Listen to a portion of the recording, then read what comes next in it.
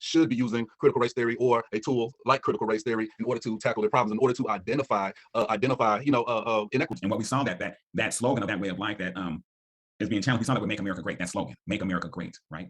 And I always ask, so when was it great, right? And great for who? If you say 1950, that was Jim Crow, right? So was it great for who, right? You saying 1850, it was chattel slavery, right? So great for who?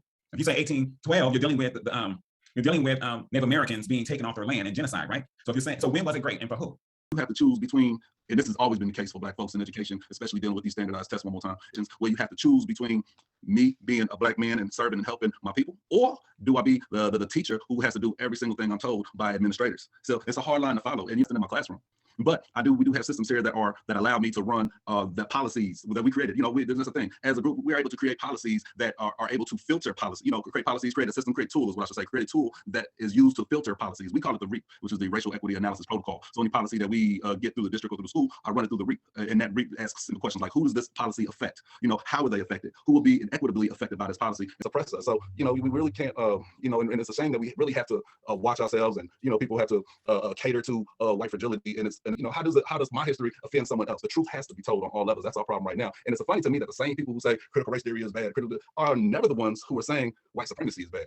We can teach white supremacy, which we are every single day of every single year, all the way throughout history, all the way back to Thomas Jefferson, who specifically said we're going to separate the geniuses from the rubbish. That was how he decided to incorporate education into U.S. democracy.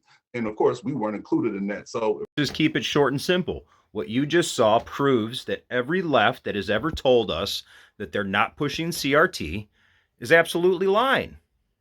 Or, benefit of the doubt, they don't know what they're talking about as usual. Either way, that was all clips from an hour-long video that you can also find if you know the proper website. Little tip, it's called the NEA, which none of you have still been able to answer what it means. Oh, but I know what I'm talking about. They're not pushing CRT.